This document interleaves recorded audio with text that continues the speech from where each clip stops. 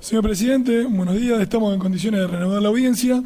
Le informo sobre la presencia de testigos citados para el día de la fecha. Se encuentran presentes los testigos Carlos Barograf, Matías Silabra, Gustavo Candolfi, Abigail Galván, Rodrigo López y contactados para declarar por Zoom los testigos Silvina Tamous y Sebastián Ortega. Y omití decir también que están presentes Martín Stoyanovich y María Eva Martínez.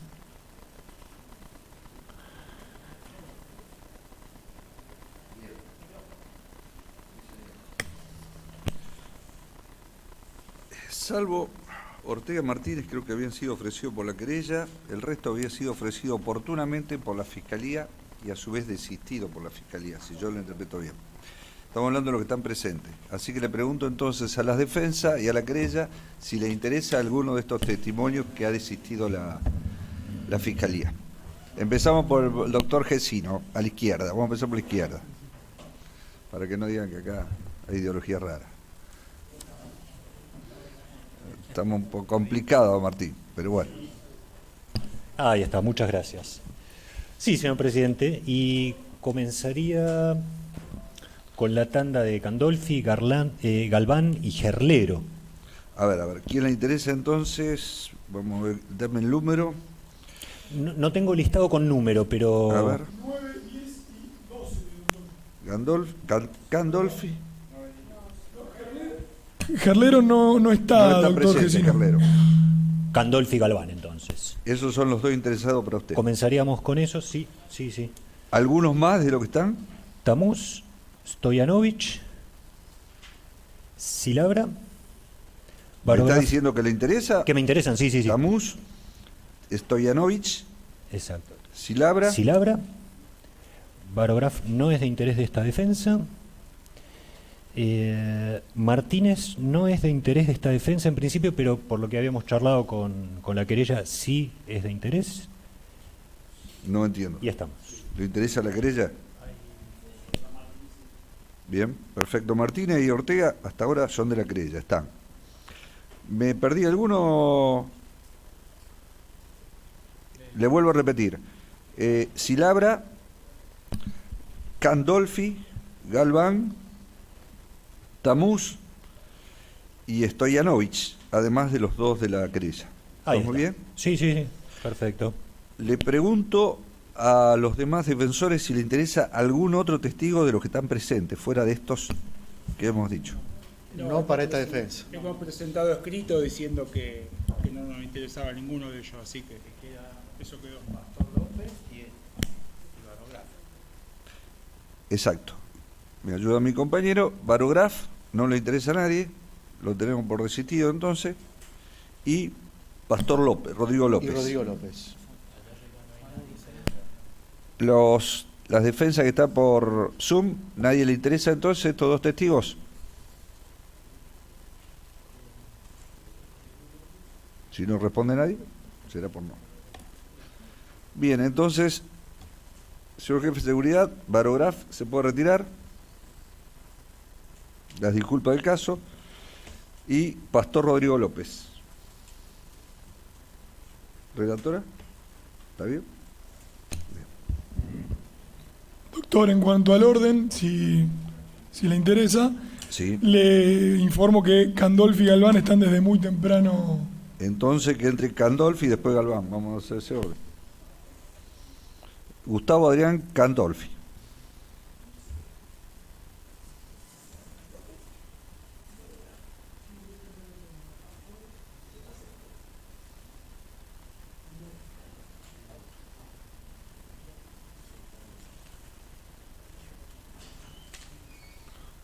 ¿Qué día es? ¿Cuánto es primero hoy? Hoy sí.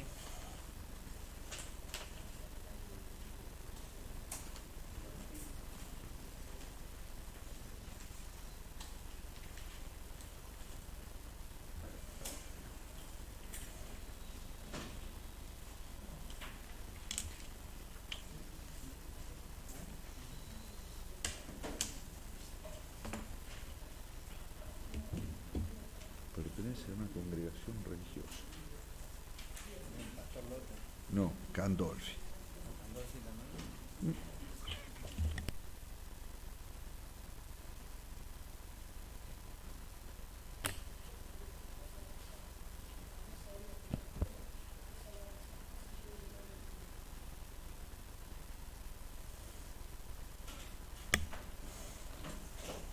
Buenos días, señor. ¿Le leyeron las disposiciones del Código Penal sobre falso testimonio? ¿Jura o promete decir verdad de todo lo que supiere y le fuere preguntado? Bien, toma asiento. Denos su nombre y apellido completo. Gustavo Adrián Candolfi. DNI número. 27-747-076. ¿Los demás datos los tenemos, secretario? Bien. ¿Le hicieron saber las personas que se hayan aquí imputadas en esta causa? Sí. Bien, ¿tiene algún vínculo de parentesco, amistad o enemistad con alguno de ellos que le impidan decir la verdad? No. Lo va a interrogar el señor defensor oficial, que tiene a su derecha, pero usted mire para acá. Bueno. Escúchelo. Buenos días, señor Candolfi. Mi nombre es Martín Gesino, soy defensor oficial. Buen día. En base a la citación que usted recibió para el día de hoy, ¿recuerda los sucesos? Sí. ¿Nos puede contar? Sí, recuerdo que estábamos en la iglesia y vinieron unos policías mostrando una foto de un chico que había desaparecido, creo. Y nos pareció a nosotros que lo habíamos visto y bueno, eso fue y pasaron y creo que después vieron las cámaras y bueno, nada más. ¿Recuerda la fecha? No, ¿El año? no, tampoco, hace muchos años ya. Bueno. ¿Recuerda que le hayan tomado algún tipo de declaración respecto de esto, más cerca de aquella fecha? Una vez tuvimos que ir a declarar también a los tribunales, creo, Ajá. a otro lado, no me acuerdo dónde era. Bien. Solicito entonces exhibición de 2 piezas que son fojas 248 y 2668. Ahora le vamos a mostrar unas hojitas de aquí del expediente y usted nos dirá si está allí su firma o no. Bueno,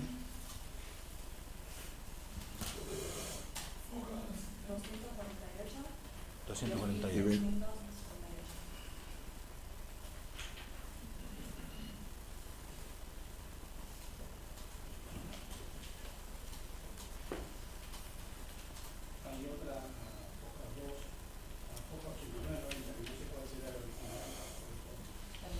sí.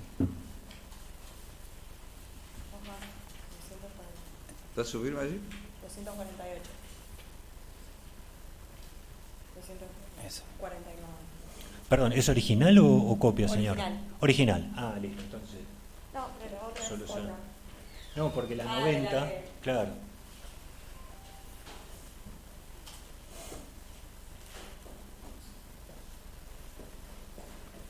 Permiso. Sí. Hojas 2668.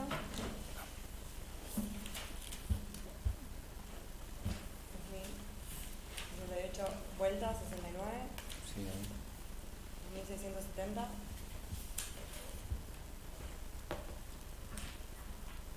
No, esa no. A 69. No. 68, 69, 70 no, claro. Bueno, esto es una declaración testimonial que usted habría prestado, ya le digo, el 14 de abril del 2016 en una fiscalía, en principio. Usted nos dijo tribunales, nos referimos a esto. En aquella oportunidad, yo, a los efectos de refrescar memoria, ¿no? ¿La 248, defensor? 2668. 2668. Sí.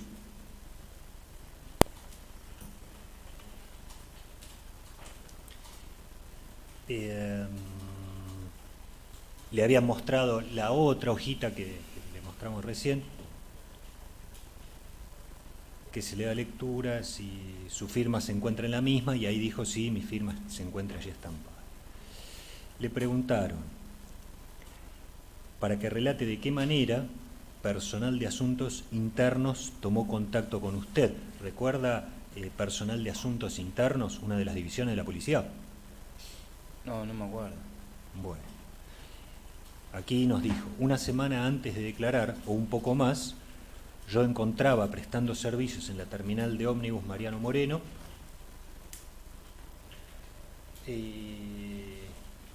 trabajaba en los galpones del SEC, cuidando, estuve por un evento de la Bienal, ¿recuerda esto? Sí. Bueno, y lo crucé 2 o 3 veces. Esa persona, que no recuerdo el nombre, se me acercó y me preguntó si había visto un chico con un tatuaje en el cuello por la terminal. Ah, sí, sí. Bueno, me exhibió una foto que tenía un tatuaje, Es verdad. porque él mismo había robado una moto, me parece. ¿Recuerda este episodio? Sí, ahora me acuerdo. Que Bueno. sí. Yo le relaté que habíamos visto un chico, que me habían contado que había querido robar una moto y el dueño de la moto le pegó, pero no sabía si tenía un tatuaje o no. Después de eso seguí trabajando. Sí. Una semana después, una chica que estaba vestida de policía con otro muchacho más, también vestido de policía, y no recuerdo si había otro más, entraron a la iglesia. O no recuerdo si nos vimos afuera en la puerta. Sí. Aclaro que la iglesia está en Caferata 521. Allí la chica me mostró una foto en blanco y negro y me dijo que a esa persona la estaban buscando y me preguntó si lo habíamos visto. Me parece que me dijo que lo estaban buscando porque había desaparecido de la casa. ¿Recuerda esto? Sí. Me parece también que después vieron las cámaras de seguridad de la iglesia. ¿Recuerda? Sí, sí. Cuando me preguntó si lo habíamos visto, yo le dije que me parecía que lo habíamos visto en la iglesia. Conmigo estaban Abigail Galván y Marco Gerlero. ¿Recuerda esto? Sí. Bueno, sobre el final de esa misma declaración le preguntan, para que diga si el chico que estaba en la iglesia, que era parecido al de la foto, que le fue exhibida, tenía un tatuaje en el cuello, y usted da una respuesta. No, no tenía. Seguidamente, el fiscal en aquella oportunidad ordena que se le exhiba al testigo la fotografía glosada fojas 105. ¿Le podemos exhibir fojas 105?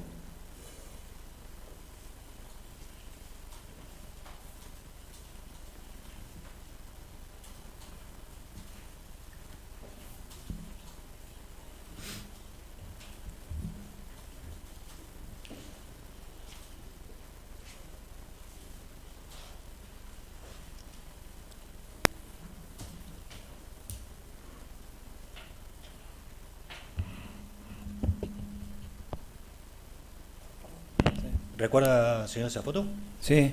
Más allá de que era, usted no, en aquella oportunidad dijo que era blanco y negro, aquí está en color. Bueno. Ajá. Fiscal ordena se le exhiba la fotografía 105, que es esta que está acá, y le pregunta, para que diga si la fotografía que se le exhibe corresponde con la que le fuera mostrada por el personal policial, tanto en la estación de ómnibus como en la puerta de la iglesia. Y ahí usted respondió, sí, en ambas oportunidades me exhibieron esa foto. ¿Recuerda esto? Sí. Bien. Última. Para que le preguntaron, para que diga por qué razón relacionó a la persona que en primer lugar vio en la estación de ómnibus, que aparentemente tendría un tatuaje en el cuello, con la persona que vio en la foto y en la iglesia. A lo que usted respondió, los relacioné porque son parecidos físicamente y aparte a la persona que vi en la terminal no sé si tenía o no tatuaje. ¿Recuerda haber respondido esto? Sí. Bien, no tengo más preguntas, señor presidente. Muchas gracias. Bien. ¿Alguna otra pregunta a las partes? Adelante, señor fiscal. Sí, primero se le puede exhibir al testigo es su declaración de fojas 248, 249 que le exhibieron antes, en relación a, para refrescar la memoria, en esa fecha, 29 de octubre del 2014, ¿recuerda usted cómo estaba vestida la persona esta que usted vio en la terminal? No, no me acuerdo. ¿No? Bueno, en ese momento usted contestó, a la pregunta sobre si identificaba a esta persona, mire señor, después de las referencias que usted me brinda, lo que puedo decir es que la semana pasada, no recuerdo qué día, yo estaba en la terminal de ómnibus, Mariano Moreno, donde presto servicios de custodia. Siendo 6 horas, más o menos, veo a una persona de contextura delgada, petizo, morocho, de pelo corto, color oscuro, tenía el torso desnudo, descalzo y un short.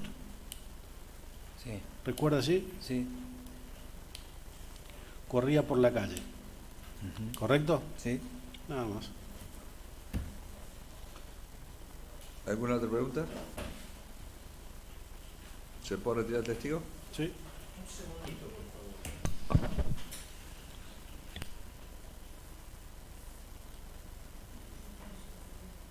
No tengo más preguntas. Muchas gracias.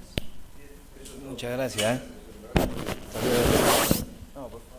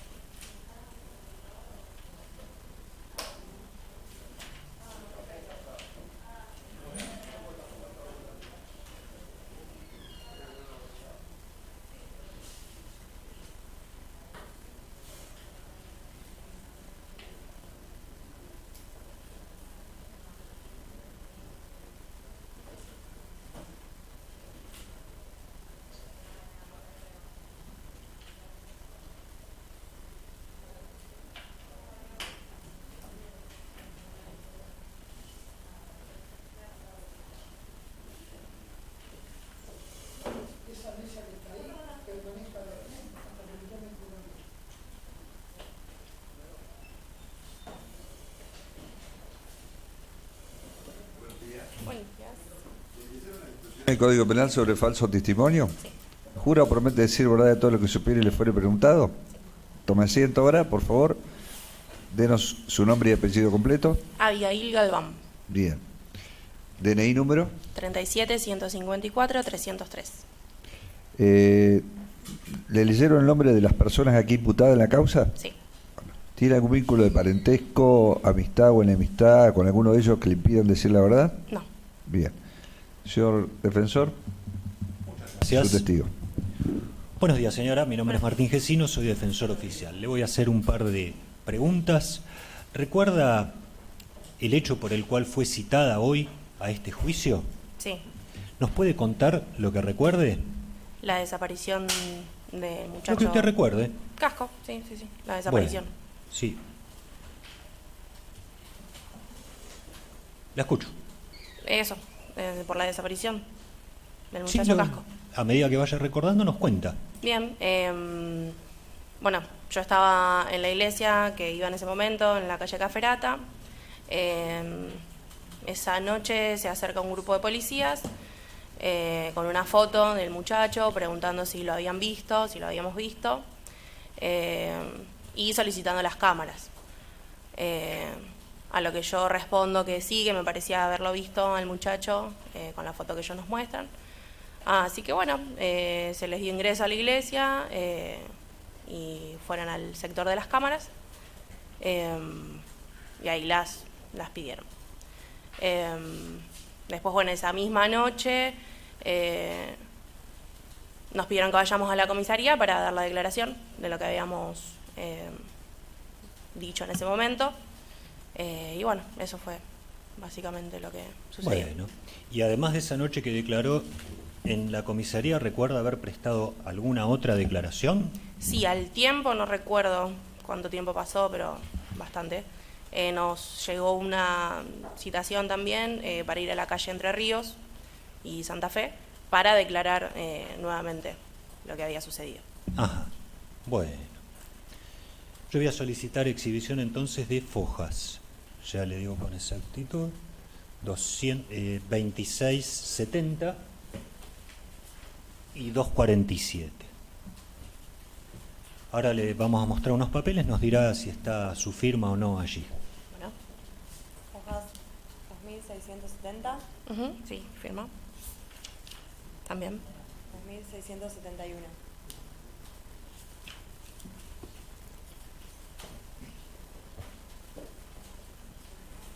247 y después viene 105.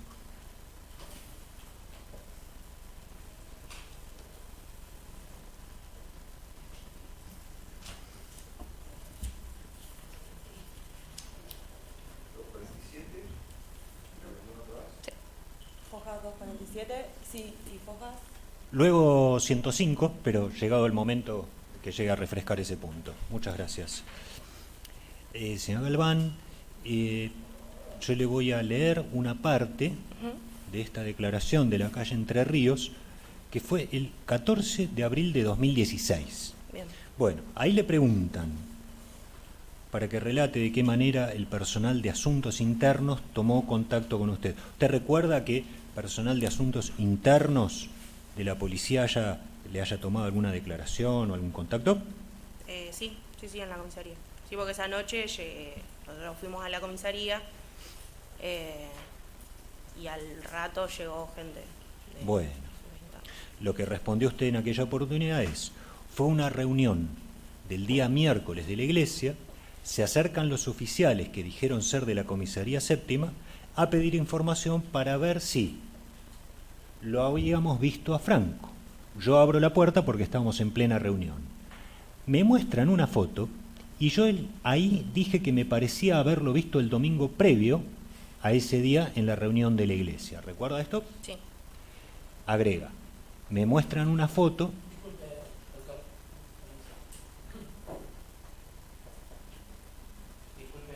Colega, yo realmente no estoy comprendiendo en qué parte, usted acaba de hacer una lectura por un supuesto olvido, qué parte se ha olvidado, porque creo que tenía que ver con lo que había declarado la testigo. Entonces yo le pido, de ser posible, si previa a la lectura, o le hace la pregunta para ver si recuerda o no, y luego nos dice sobre qué es lo que va a refrescar, porque entiendo que se está releyendo una testimonial cuando la testigo viene respondiendo, creo, correctamente y recordando incluso.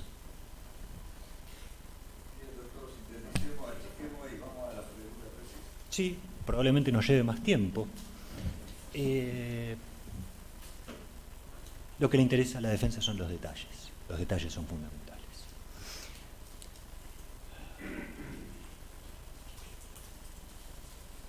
¿Llamó usted a una persona que es responsable de la iglesia? Sí. Bien, ¿cómo se llama esa persona? Y en ese momento creo que fue Luis Crosa, que es uno de los que calculo que tenía más a mano yo en ese momento, porque Ajá. el pastor estaba arriba. Bien, ¿quién era el pastor? Rodrigo López. Bien.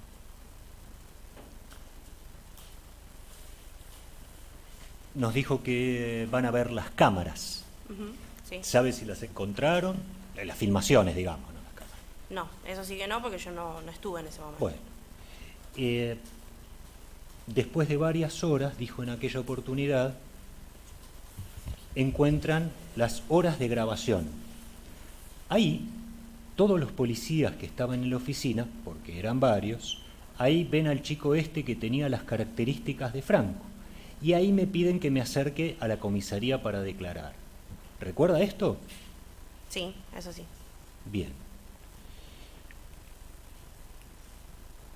Terminando ya esa declaración... Disculpe, pero entiendo que continúa con el mismo procedimiento que le había hecho yo una objeción y que entiendo que había procedido la objeción. Sí, en realidad lo que supongo que la querella está planteando es que formule la pregunta, doctor, y no le lea la respuesta. Claro, justamente formulé la pregunta, no lo recordaba, se lo recordé en base a lo que declaró en su oportunidad. No lo Disculpe, entendí pero así. en la respuesta la señora dijo que sí recordaba y respondió. Bueno, ¿Quiere sigamos que pongamos con... el audio? Reformule la pregunta. No, ese tema ya está, ahora voy a la siguiente. Pregunta, por favor. Bien, en esa declaración el fiscal dijo que le muestren una foto, que para nosotros es foja 105, y le hace una pregunta. ¿Se le puede exhibir foja 105? Primero, ¿le mostraron alguna foto ¿En qué momento? en ese momento que usted estaba declarando? ¿Se acuerda? No recuerdo. Bien.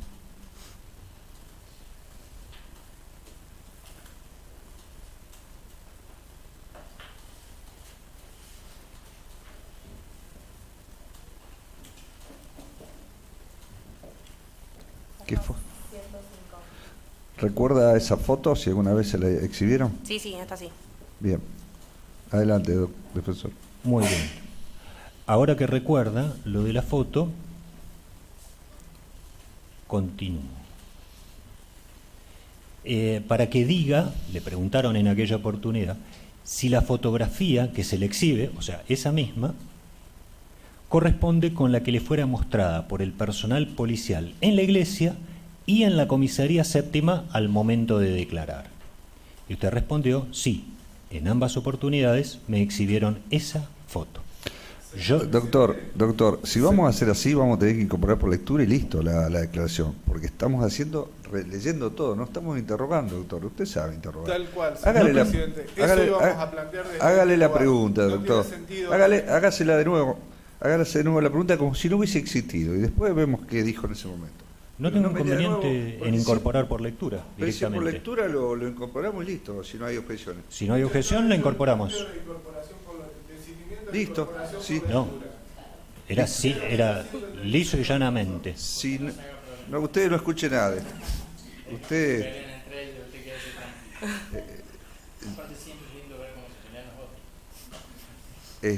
bien, entonces vamos por terminar la declaración. Si no hay pregunta, incorporamos por lectura. Perfecto, muchas gracias. ¿Desde el Zoom alguna pregunta? Creo que no. Señora, está liberada. Bueno, que le vaya muy bien. Igualmente. Muchas gracias, disculpe.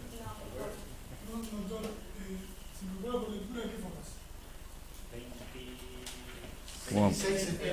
2670 y... Hasta 71. 247. ¿Reconoce la firma? Sí. Sí. Bien. Próximo testigo entonces. Está el señor Stoyanovich, periodista de La Capital, ¿puede ser?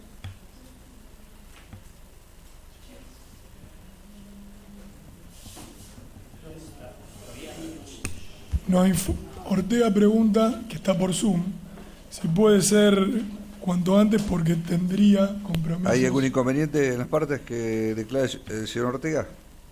Está por Zoom. Va Ortega por Zoom.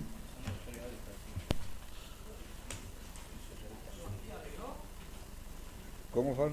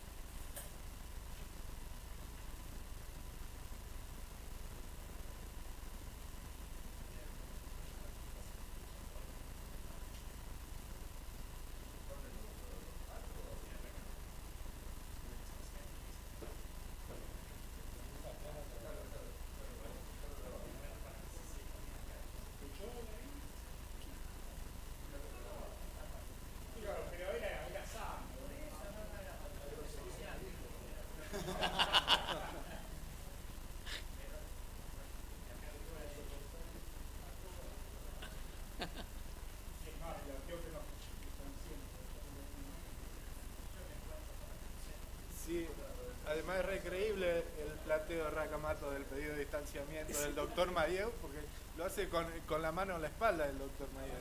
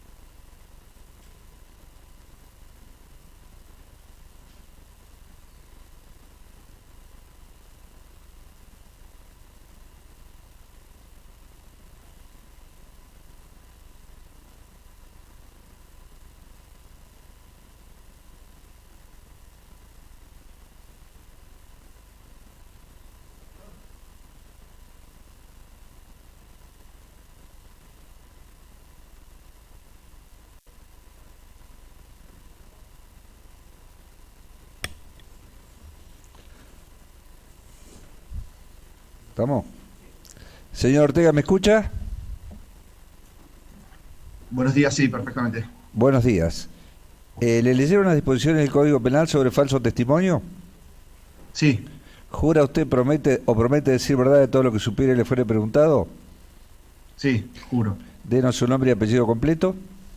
Sebastián Ortega. DNI número. 31-757-798. ¿Le hicieron saber el nombre de las personas aquí imputadas? Sí. ¿Tiene algún vínculo de parentesco, amistad o enemistad con alguno de ellos que le impidan decir la verdad? No, con ninguno. Bien, va a ser interrogado por el señor defensor oficial, el doctor Martín Gesino. Doctor. No, primero la querella. Gracias, presidente. Si me permite, comienzo yo desde aquí, desde el Zoom. Adelante, doctor Hassan. Gracias. Buenos días, señor Ortega. Usted es periodista. ¿Podría explicar dónde desempeña actualmente su profesión? Sí, buenos días. Sí, soy periodista, trabajo actualmente como editor en Revista Anfibia. ¿Hace cuánto tiempo que trabaja en esa revista? Como editor hace un año. Anteriormente, y hace ya algunos años, era colaborador ocasionalmente con algunas publicaciones, pero con vínculo permanente de mayo del año pasado. Usted escribió en esta revista un artículo titulado Los desaparecidos del Paraná. Sí, efectivamente. ¿Recuerda la fecha en la que se publicó ese trabajo?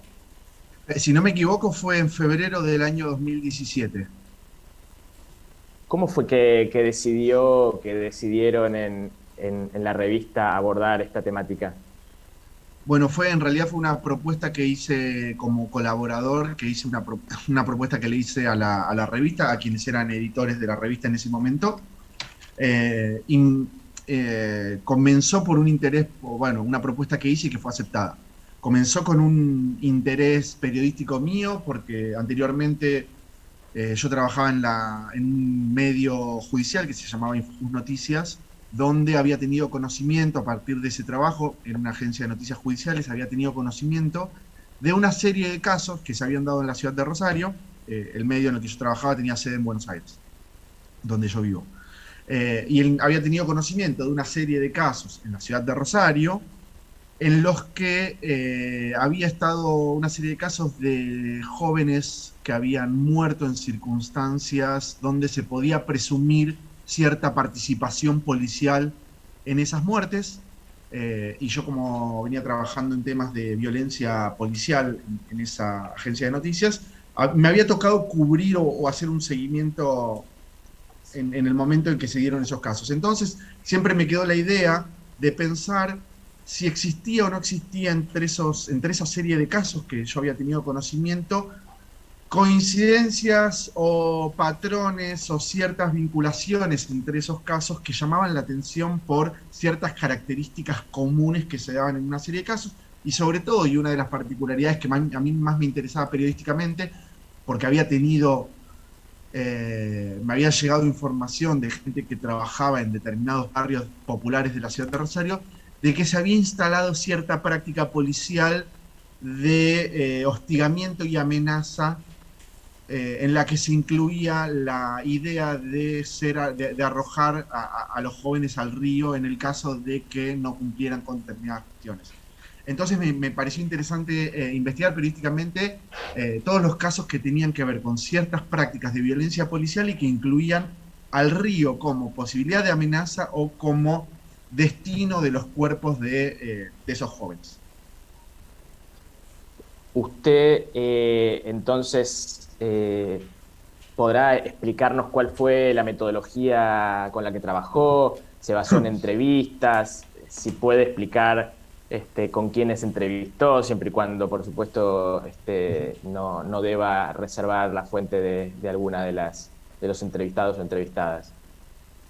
Sí, para ese trabajo fue un trabajo que más o menos, de alrededor de 5 meses más o menos de investigación y de producción de escritura y edición.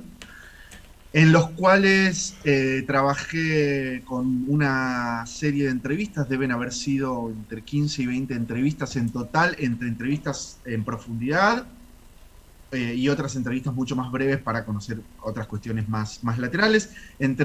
Bueno, hice algunas entrevistas que fueron publicadas en On the Record en la revista, citando, esto quiere decir citando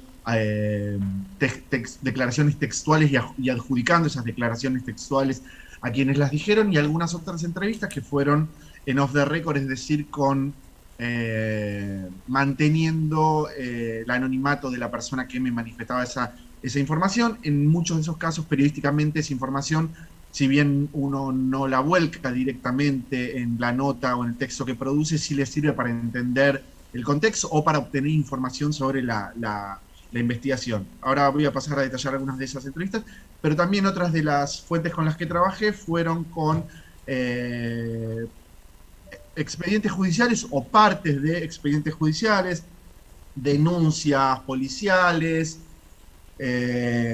informes o investigaciones académicas también relacionados con la violencia policial, las desapariciones forzadas, y otros tipos de trabajos académicos que a mí me permitieron tener cierto contexto sobre el tema de investigación, pero también algunas cuestiones relacionadas con la medicina forense, que fue un ámbito bastante importante para el desarrollo de este trabajo, porque una de las características era saber qué pasa con los cuerpos de una persona cuando entran en contacto con el agua, o pasan mucho tiempo en el agua. Y respecto a las entrevistas, bueno, se podrán ver los nombres de las personas entrevistadas en la nota. Creo, voy a mencionar algunas de las que recuerdo ahora, espero no olvidarme. Hay familiares de 3 víctimas o de 3 personas fallecidas, que son familiares de Franco Casco, familiares de Kiki Lescano y familiares de Pichón Escobar, que son 3 de los casos analizados en ese texto, sobre todo, bueno, el más importante es el de Franco Casco. Hay entrevistas a quienes eran, y entiendo que siguen siendo, abogados de la familia de Franco Casco. Hay entrevistas con 2 médicos forenses o legistas, que son el doctor Félix Rodríguez y la doctora Virginia Kramer, y una tercera entrevista con la que era en ese entonces, no recuerdo el cargo formal, pero era titular o jefa del Instituto Médico Legal, Alicia Cadierno, si no me equivoco, o algo similar el apellido, que finalmente no fue publicada por cuestiones de espacios de entrevista. Hice entrevista también con el Gabriel Ganón, quien en ese entonces era titular del Ministerio Público de la Defensa. Hice entrevistas, bueno, está bien, okay. No es necesario, me parece, hasta el momento hacer un repaso tan extensivo. Usted mencionó recién los casos de Kiki Lescano y de Pichón Escobar. Sí. ¿Podría explicar brevemente qué fue lo que pudo averiguar y si hubo indicios en esos casos, de acuerdo a lo que usted averiguó, sobre responsabilidad policial? Sí, finalmente esos 2 casos no tuvieron tanto espacio en el texto publicado final, porque por una decisión periodística editorial se decidió priorizar y darle más importancia al caso Casco. Entonces mucha de la investigación que se hizo para esos otros 2 casos no fue publicada. Lo que yo puedo hablar es sobre todo... Perdón, estoy congestionado. Lo que puedo mencionar es lo que yo investigué hasta ese momento, porque después de ese momento no continué las investigaciones. Entonces todo lo que haya continuado después de ahí no es algo de lo que yo pueda dar cuenta, sí lo que supe hasta ese momento. Lo que yo noté en esos 2 casos, y en relación sobre todo con particularidades con la investigación de Franco Casco, eran ciertas similitudes en cuanto a, por un lado, el perfil de las víctimas, que era algo que también se daba en los casos de las personas que eran amenazadas o que sufrían cierto hostigamiento y violencia por parte de la policía en la ciudad de Rosario en general, en los sectores populares de la ciudad de Rosario, que era un perfil muy claramente definido, que eran varones jóvenes de los sectores populares. Por otra parte, lo que se evidenciaba era una sospecha, o al menos una denuncia por parte de los familiares de estos jóvenes, de la participación o la sospecha de la participación en la intervención policial en esas muertes. En los 3 casos sí se comprueba que hubo participación. No quiero afirmar el grado de participación porque no lo sé, ni de responsabilidad, pero sí yo logré comprobar que en todos había habido alguna intervención policial en los minutos previos a la muerte o a la desaparición de esas personas. Y sí lo que se notaba era una serie de irregularidades en el accionar o en las prácticas policiales. Más allá de que pudieran configurar un delito grave, como el que se sospechaba que podía ser el de la muerte o el de la desaparición forzada, sí se evidenciaba una serie de irregularidades en las prácticas. Por ejemplo, en el caso de Lescano, que la policía, y esto lo declaraban los testigos que estaban alrededor viendo, le tirara piedras a 2 chicos que estaban en el agua, cuando las piedras claramente no eran un elemento, un arma o algo un elemento reglamentario de la propia policía, o no auxiliar a 2 personas que claramente estaban pidiendo o reclamando ayuda, y en lugar de hacer eso intentaran generar o provocar intencionalmente o de alguna manera no ayudarlos y que terminaban desembocando en la muerte, en el caso de Lescano. Y en otros casos se veía otro tipo de irregularidades que podían interpretarse o como complicidad posterior a la muerte de estas personas. Bueno, en el caso de Casco ahí no lo voy a mencionar, pero hay a detallar, pero me imagino que se investigarán acá, pero una serie de irregularidades con las actas, con el trabajo policial.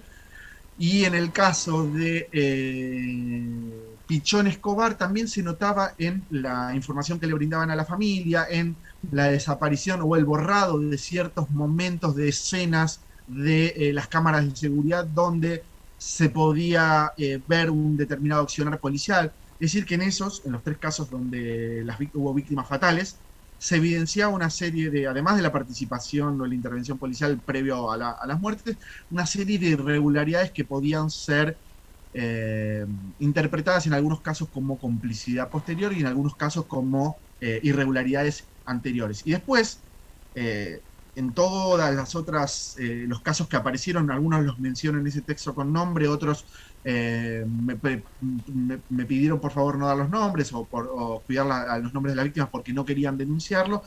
Sí se veía un claro accionar de la policía irregular en las formas de detenciones, es decir, muchas detenciones ilegales y no registradas, es decir, chicos que eran subidos a patrulleros o que eran detenidos momentáneamente sin que quedara registro en ningún tipo de lugar de esas cosas, o amenazas para que esos chicos no denunciaran las violencias policiales. Las violencias policiales, sacando los casos de violencia letal o de casos de muertes, iban en un muy amplio abanico que podía ir del hostigamiento, es decir, verdugueos, detenciones irregulares, maltratos, amenazas, etcétera, a otro tipo de violencias físicas y humillaciones o casos que podrían considerarse, no estoy seguro, pero que podrían llegar a considerarse torturas o vejaciones, por ejemplo. La participación policial en todas era como una constante en todo eso. Y después, un último elemento que sí encontré en esas investigaciones periodísticas que había en común en los casos de Lescano, Escobar, Casco y de todas las denuncias, era cierta resistencia del parte del Poder Judicial de investigar las denuncias de esas víctimas o de los familiares, en el caso de las víctimas letales, cuando denunciaban que había policías involucrados. Entonces, en esos casos se notaba cierta desidia de la justicia por avanzar con esas investigaciones, lentitud, causas que no avanzaban o que rebotaban de un lugar a otro, presiones, por ejemplo, a quienes denunciaban esos casos. El caso de Gabriel Ganón es emblemático en ese sentido, quien era uno de los que mayor participación tenía denunciando casos de violencia policial, era hostigado políticamente o no tenía respuesta a las denuncias judiciales que presentaba. Y en el caso de al menos eso sí lo denunciaban todos los familiares, era la inacción hasta ese entonces, digo, porque no es, o sea, hoy hay una investigación judicial y un juicio en este caso, así que de alguna manera podría considerarse que es una excepción, pero en ese caso sí se notaba que las causas no avanzaban, o al menos no avanzaban como las familias de los jóvenes denunciaban. Esa era una constante y una permanente en todas las entrevistas que yo hacía. La desidia judicial y el consecuente temor a denunciar por las posibles represalias de los denunciados, porque no había ni pedidos de detención. Como al no avanzar la justicia, había miedo después de que las personas denunciadas tomaran represalias con esos familiares. Volviendo a los casos de Lescano y de Escobar que usted mencionaba, ¿podría brevemente mencionar con alguna especificidad mayor cuál había sido, de acuerdo a lo que usted pudo averiguar, la participación policial en esos casos? Si puede relatar cuáles eran los hechos para que queden claro en el juicio. Sí, voy a relatar con el mayor detalle que recuerdo, pero la verdad Objeción. que también pasaron muchos años. A ver, ¿por qué? Porque me parece que es impertinente que nos centremos en el caso de Casco. Si bien el periodista está afirmando que hizo una investigación de otros casos, me parece que por cuestión de tiempo también que nos centremos en este caso concreto, no que empiece a detallar otros casos que no corresponden con esta investigación. Le pedí brevemente, por el tiempo soy consciente. Le pedí simplemente una breve descripción de los hechos para que se pueda entender mejor el contexto de lo que el periodista ha abordado en la nota, que justamente habla del accionar policial que sirve a la hipótesis de esta acusación. Está bien, adelante. ¿Me disculpa, señor presidente? Sí, en el mismo sentido. Para una descripción de los hechos, si tenemos una sentencia firme, creo que es lo correcto. Muchas gracias. No se hace lugar a la oposición y luego se valorará por ustedes en el alegato los testimonios que estamos escuchando. Adelante. Bien, brevemente. En el caso de Kiki, la intervención policial comenzó con una denuncia de personas que comentaban que había gente robando en la zona del parque junto al río, en la ciudad de Rosario, y se inicia una persecución que culmina con dos chicos en el agua, que son Kiki y su hermano, Luis, si no me equivoco, y el testimonio de algunas personas que estaban en la zona que decían que los policías, en lugar de auxiliarlos, les tiraron piedras y, en un momento Kiki se ahogó y terminó falleciendo y su cuerpo fue hallado unos días más tarde. La participación policial tiene que ver con eso, con la persecución y con la declaración, yo no puedo asegurarlo, pero sí la declaración de testigos que decían que vieron a los policías tirarle piedras a los dos chicos que estaban en el agua. En el caso de Pichón Escobar, la participación policial tenía que ver con, recuerdo menos en este caso, pero Pichón Escobar va a bailar, la noche al boliche La Tienda, en el que se pelea o lo echan algunos patobicas que tenían cierto vínculo con una comisaría de la zona. Se ve en algunas cámaras un forcejeo o peleas entre Pichón y el Patovica. El Patovica se ve como le pega en el piso a Pichón, y los policías, yo no recuerdo si participan de la golpiza, pero sí tienen intervención en la zona o estaban presentes en ese momento. Después se le pierde el rastro a lo que sucede con Pichón Escobar. La familia denuncia o cree o sospecha que lo llevaron en un patrullero, lo subieron a un patrullero a Pichón Escobar, y días más tarde, alrededor de una semana más tarde, el cuerpo de Pichón Escobar aparece flotando en el río, y hay registros de llamadas telefónicas esa noche de madrugada de uno de los patovicas que participó y que había estado con los policías pegándole o peleándose con Pichón Escobar en la zona del río donde habría sido arrojado el cuerpo, o sin vida, o al chico con vida. No recuerdo cuál era el resultado de la autopsia en ese sentido, pero la participación policial tenía que ver con eso. ¿Usted supo de algún problema con registros o con pruebas que se habían podido recolectar o que se habían intentado recolectar? Sí, uno de los problemas tenía que ver con una de las cámaras de seguridad que tenía de la zona, que apareció con un registro borrado en un momento que había sido intencionalmente, según lo que denunciaban, intencionalmente borrado, es decir, la cámara registraba un periodo de tiempo, pero en un momento, en un lapso se cortaba, y era justamente el lapso en el que, en teoría, debía haber registrado la escena en la que Pichón Escobar tenía o podría haber tenido contacto con la policía. Le cambio medianamente de tema, o sea, obviamente sobre el mismo trabajo que usted realizó, pero voy avanzando. De acuerdo a lo que usted escribió, habría recibido noticias de casos en los que hubo policías que amenazaron a jóvenes que estaban detenidos, Perdón, doctor. diciéndoles... Doctor, Sí. yo lo dejé hasta acá para que nos ilustrara lo que el señor periodista analizará como violencia institucional. Pero ahora quisiera, por favor, que especifique la pregunta ya directamente sobre esta causa.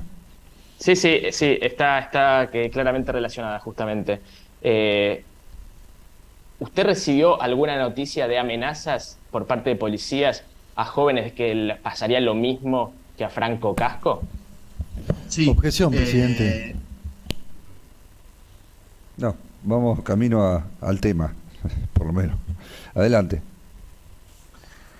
Sí, justamente gran parte del trabajo de investigación tuvo que ver con recopilar denuncias, ya sea formales o informales, o digamos, no informales, formales o hechas o no realizadas en sede judicial, de jóvenes que podrían haber sufrido otro tipo de violencias similares o amenazas. Y en muchos de los casos lo que me comentaron es que se repetía una amenaza de parte de la policía a jóvenes que les decían: te va a pasar lo mismo que a Franco Casco. Varios casos puntuales. Uno de chicos que son subidos a un patrullero, llevados a la orilla del río Paraná, y ahí a orillas del río Paraná, en medio del verdugueo, de las amenazas, de los maltratos físicos, lo amenazaban y le decían directamente: te va a pasar lo mismo que a Franco Casco. Y era algo que muchos comentaban que se empezó a repetir después de la muerte o de la desaparición de Franco Casco, como una forma de amenaza de la policía. Pero me refiero siempre a detenciones no formalizadas en comisarías o en centros de detención, sino más bien a prácticas policiales en los barrios o de policías que suben a los patrulleros, a los chicos, y los llevan a la orilla del río. No es que los casos que me llegan a mí, no es que en las comisarías los policías le decían a los detenidos que estaban ahí en la comisaría, sino de policías que frenaban a chicos en la calle, los amenazaban y decían: te va a pasar como Franco Casco, o que los subían a un patrullero, o que los aprendían y los amenazaban. Como ese tipo de prácticas más de la policía interviniendo en las calles de la ciudad. ¿Recuerda algún caso concreto que haya estado on the record que pueda mencionar? Hay alguna denuncia que yo cité en el caso, pero sinceramente no, los nombres o las particularidades no las... que en el texto cité, hay casos en off y en on, pero no podría reproducirlo con certeza. Usted nos decía al comienzo, cuando describía el trabajo que había hecho y la cantidad de entrevistas que había hecho, mencionaba que había entrevistado al forense Luis Félix Rodríguez, ¿es así? Sí, efectivamente. ¿Recuerda cómo se presentó el señor Rodríguez? Si le dijo si había sido docente de la policía, ¿cómo fue que él de alguna manera especificó su experticia? Sí, bueno, primero la entrevista se da porque yo lo había estado intentando contactar a él, y él se entera de esa búsqueda que estaba haciendo yo, y él me contacta a mí y me dice que me agradecía por darle la posibilidad de hablar, que en muchas oportunidades había hablado o se lo había acusado a él, pero él que sentía que tenía mucho para decir y para defenderse. Entonces fui y tuvimos la entrevista esa. El primero, bueno, todo fue grabado tanto por él y por mí, o sea, en los dos sentidos, yo le pedí permiso para grabar la entrevista y él me dijo que sí, pero me pidió permiso también para grabar él la entrevista y sacó un grabador y lo puso sobre la mesa para registrarlo, para asegurarse de que lo que yo publicara después en el artículo era lo que efectivamente él había dicho. Entonces todas las preguntas que yo hice fueron on the record y grabadas y registradas por 2 grabadores. Él se presentó como, bueno, una de las preguntas mías tenía que ver con su pasado en la policía de la provincia de Santa Fe, porque una de las acusaciones públicas que se le hacía siempre tenían que ver con una defensa corporativa que él se decía que hacía, porque él había pertenecido a la fuerza. Entonces me interesaba conocer un poco su pasado. Él me comentó que él había trabajado, no recuerdo exactamente cuánto tiempo, pero ya hacía muchos años que había dejado de formar parte de la policía, que había trabajado como médico de la policía, sobre todo en el trabajo de levantamiento de cuerpos. Era el primero, cuando había un homicidio, el trabajo de él era llegar a la escena del crimen, o en la escena, sí, la escena en la que había sido encontrado el cuerpo, y hacer los primeros trabajos sobre el levantamiento del cuerpo. Ese era su trabajo específico, según me comentó, en la policía. Y respecto, había otra acusación que se le hacía, que él se decía que él seguía siendo docente, que era docente y que seguía siendo docente de la policía, no recuerdo formalmente en qué espacio, y le pregunté efectivamente si lo era, y él me dijo que no había sido nunca docente, sino que él había tenido invitaciones, que cuando lo invitaban él iba a dar clases, pero que el que no trabajaba, no tenía un vínculo como docente de la institución. Entonces lo que él me manifestó claramente y en varias oportunidades, que él hacía mucho tiempo que ya no tenía vínculo laboral con la policía. Muchas gracias, señor Ortega. Yo, presidente, no tengo más preguntas por el momento. Gracias, doctor. ¿La querella, las defensas, alguna pregunta? Sí, muchas gracias. De aún.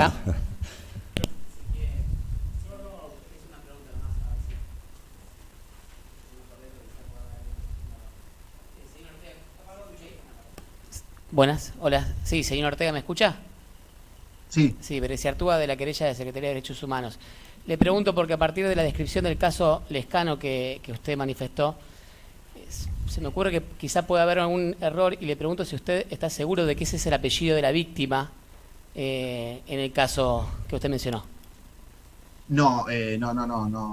Es Kiki de nombre, puede ser Lescano, Lascano, Kiki. ¿Puedo manifestarle? No, ¿Puede ser Ponce el puede estar apellido de la víctima? ¿Puede ser Ponce el apellido de la víctima?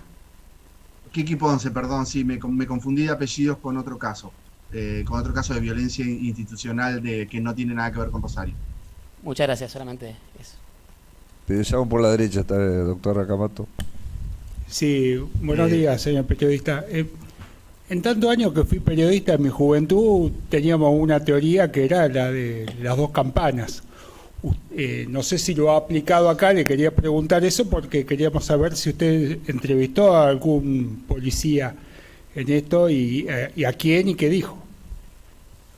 Bien, bueno, efectivamente en el trabajo que hice, yo durante varios meses que hice de trabajo, intenté contactar a las personas acusadas. Uno de ellos era el doctor Félix Rodríguez, que efectivamente me concedió la entrevista y tuvo la posibilidad de defenderse, era uno de los principales acusados en ese sentido. Después intenté contactar en ese momento a algunos de los policías que estaban en ese momento acusados. Yo no era tan larga la lista de nombres que yo tenía en ese momento. Recuerdo que sí hice varios intentos a través de los canales formales de la policía, es el ámbito de prensa de la policía de la provincia de Santa Fe, lo hice a través de la comisaría y lo hice a través del contacto de una comisaría donde me comentaron que estaban trabajando o que habían, porque en ese momento ya no estaban efectivamente en la comisaría séptima esos policías, sino que habían sido la mayoría trasladados, estaban desempeñando sus funciones en otras dependencias. Intenté también con esas dependencias y nunca logré, o al menos hasta el momento de la publicación, no logré contactar a esas personas. Pero voy a aclarar esto, no es porque se negaran a ser entrevistados o a hablar, sino porque no logré en ese momento dar con ellos. Yo no sé si se enteraron de mi búsqueda, también lo hice a través de canales informales, que era de policías con los que yo habitualmente conversaba, pero nadie pudo contactarme con ellos. Sí tuve contacto, pero posterior a la publicación del texto, con el hermano de uno de los policías acusados, quien después de leer el texto me contactó a mí. Tuvimos algunos, no sé si correspondería que dé el nombre, pero tuvimos varios encuentros. Incluso él se ofreció en algún momento a pasar información que él decía que que contradecía muchas de los dichos de algunas de las personas. Quedamos en contacto, incluso yo en algún momento le pedí la posibilidad de hacer una entrevista con su hermano, que en ese momento estaba detenido en un penal, no me acuerdo en qué penal, pero estaba detenido y le había propuesto la posibilidad. Empezamos a conversar con las posibilidades de avanzar en ese sentido de una entrevista y demás. Después, por cuestiones de tiempo, insisto en esto, que fue una investigación que a mí me llevó 5 meses hacerla, y después periodísticamente nosotros también tenemos un montón de otros trabajos. Yo no seguí investigando con el mismo tiempo y la misma dedicación el caso, y nunca más tuve la posibilidad de hacer otra investigación grande que me hubiera gustado, con ahora sí la posibilidad de entrevistar a varios de los policías, que me hubiese encantado hacerlo en su momento. Nada más, señor juez. Mayeu, adelante. Gracias, presidente. Buenas tardes, Ortega. Mi nombre es Germán Mayeu. Quería consultarle cuán profunda fue su investigación periodística relacionada con el caso de Franco Casco. No sabría cómo medir en porcentajes, en cómo se mediría una profundidad de investigación. Comparativamente con la investigación que desarrolló en el caso de Pichón Escobar, ¿más o menos tiene el mismo compromiso investigativo en ambas causas que usted realizó la investigación? Fue mayor en el caso de Franco Casco que de Pichón. De Pichón, de hecho, quedó bastante incompleta cuando se decidió no publicar la investigación completa, creo que mencioné antes. Cuando usted desarrollaba la investigación en el caso de Pichón Escobar, ¿alcanzó la etapa en donde se determinó que el señor Escobar nunca había transitado por ninguna comisaría? Yo nunca, quiero ser claro en esto, yo nunca afirmé eso. Yo lo que cité respecto a la posibilidad de la comisaría era una declaración que yo había, una sospecha de parte de los familiares. Insisto en eso, yo nunca, no pude afirmar eso, ni lo descarto, ni lo firmo, no fue parte de mi investigación eso. Era la sospecha que tenía la familia, en ese momento, la familia del chico, de que podría haber estado o podría haber tenido contactos con los policías. Yo no lo pude comprobar a eso. En el momento, eso fue febrero de 2017, sinceramente no sé en qué, esa información que usted refiere, no sé de qué fecha es. En ese momento lo que sí puedo recordar es que uno de los acusados, que es, puedo equivocarme en el nombre, pero creo que era Cristian Vivas, o algún, había sido liberado no hacía mucho. ¿Usted tuvo contacto con el expediente de la desaparición del señor Franco Casco? En parte. ¿Podría especificarnos en qué parte tuvo contacto del expediente? Informes de autopsia, declaraciones testimoniales, varias declaraciones testimoniales, informes de autopsia, si no recuerdo mal, algún pedido que pudiera haber hecho, alguna presentación respecto a la idea de, o el delito de que se investigara el delito de desaparición forzada. Y no recuerdo qué más. ¿Recuerda hasta qué mes del año 2017 usted cursó la investigación sobre el caso? Yo cerré la investigación a fines del 2016. Entregué el texto y se publicó en 2017, en febrero. Y a esa altura, ya usted, habiendo tenido contacto con el expediente, en las partes que dice que tuvo contacto, ¿ya existían policías acusados? Mire, no recuerdo con exactitud. No, acusados, me podría explicar formalmente a qué se refiere como acusados. Por ejemplo, procesados no había nadie. Había personas sospechadas, pero no había ni procesamientos, nada por el estilo. ¿Y había algún personal policial que había sido imputado de algún hecho a esa altura?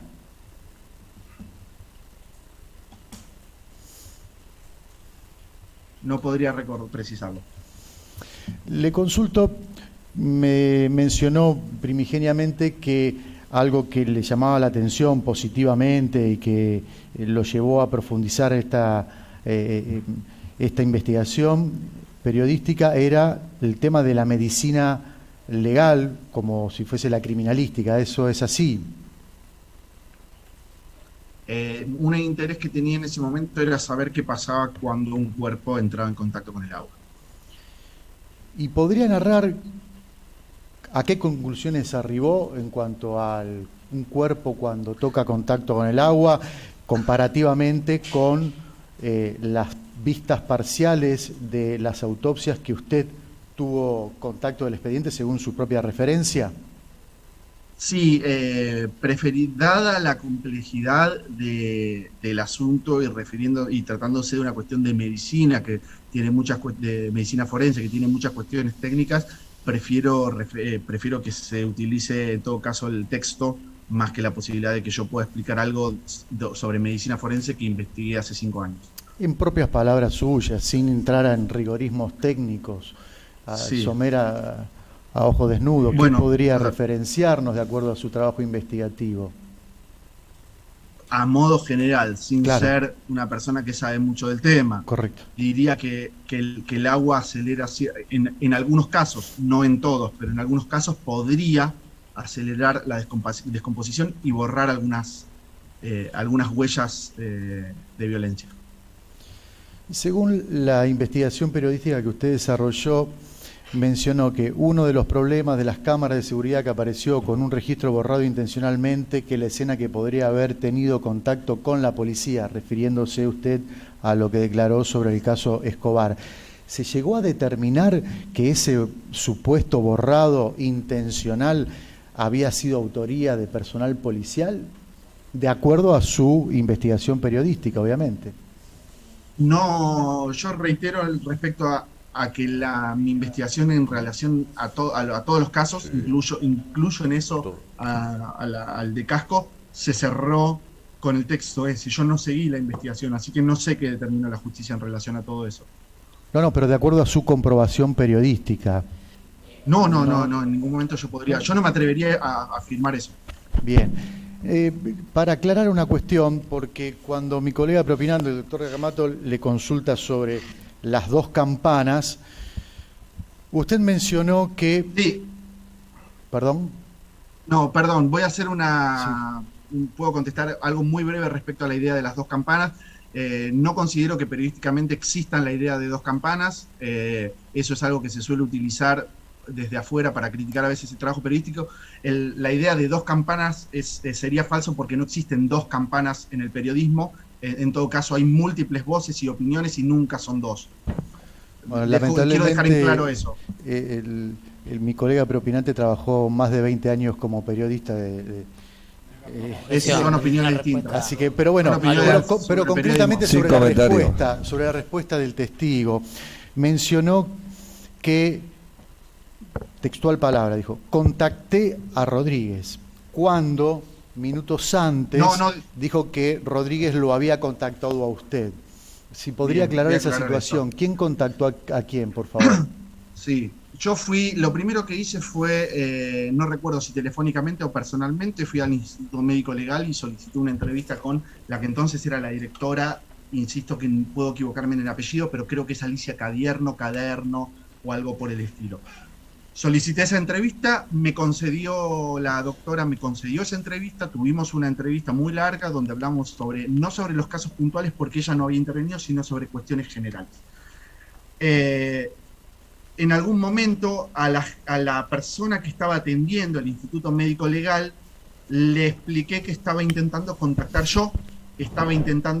al doctor Rodríguez porque era la persona que había intervenido en al menos 2 de esos casos. No recuerdo ahora si eran los 3, pero en varios de esos casos que yo estaba siguiendo, él había intervenido personalmente. Entonces le dejé dicho a la persona que atendía el Instituto Médico Legal que yo estaba intentando contactarme y que me interesaría tener una entrevista. Me pidieron mis datos, dejé mi número de teléfono ahí y algunos días más tarde el doctor Rodríguez, no recuerdo si fue por mensaje de texto, por llamada telefónica o si desde el instituto, también puede ser que del Instituto Legal me hayan llamado y me pasaron el contacto del doctor Rodríguez. Y ahí yo lo llamé al doctor Rodríguez y me dijo que estaba dispuesto a darme una entrevista, pero que sería personalmente. Viajé de nuevo a Rosario y tuvimos la entrevista. Ortega, le consulto, ¿se entrevistó en más de una oportunidad sobre este caso con el doctor Gabriel Ganón? Sinceramente no recuerdo cuántas veces hablé con el doctor Ganón, al menos una seguro, telefónicamente, y no recuerdo, o sea, yo con el doctor Ganón quiero aclarar esto, yo hago periodismo, hacía periodismo judicial desde hacía mucho tiempo, y con el doctor Ganón hablaba de esa y de otros temas también. No recuerdo la cantidad de veces que hablé con el doctor Ganón de este tema puntual. Está citado, sí, en mi texto. ¿Y recuerda qué fue lo que le manifestó el doctor Ganón sobre este caso concreto? No recuerdo haber hablado particularmente sobre este caso con el doctor Ganón. Mi interés en general sobre el doctor Ganón tenía que ver con otros tipos, o sea, con temas de violencia policial en Rosario en general, más con un tema de contexto que particularmente de este caso. El doctor Ganón tenía en ese momento, estaba en el Ministerio Público de la Defensa y seguía o tenía conocimiento de muchos casos de violencia policial. Creo que tenía que ver más con eso. No recuerdo si hablamos mucho de este tema o no. Pero siempre habló con él mientras él ocupaba el cargo que usted recién referenció. ¿Siempre cuánto? Perdón, en un momento, yo creo que lo aclaro en la nota, hay un proceso de destitución de él. Yo no recuerdo en qué año a él lo terminan destituyendo o sacando de ese cargo en el que estaba. Aclaro eso. ¿Y las entrevistas que usted hablaba con el doctor Ganón fueron anterior a su destitución, entonces? Yo lo conozco al doctor, la primera vez que hablé con el doctor Ganón debe haber sido en el año 2013, quizás, 2014. O sea, yo hablé con el doctor Ganón previo a su destitución varias veces. Bien. Y con la doctora Kramer, ¿en cuántas oportunidades, si es que existieron varias oportunidades, se entrevistó relacionado con este caso?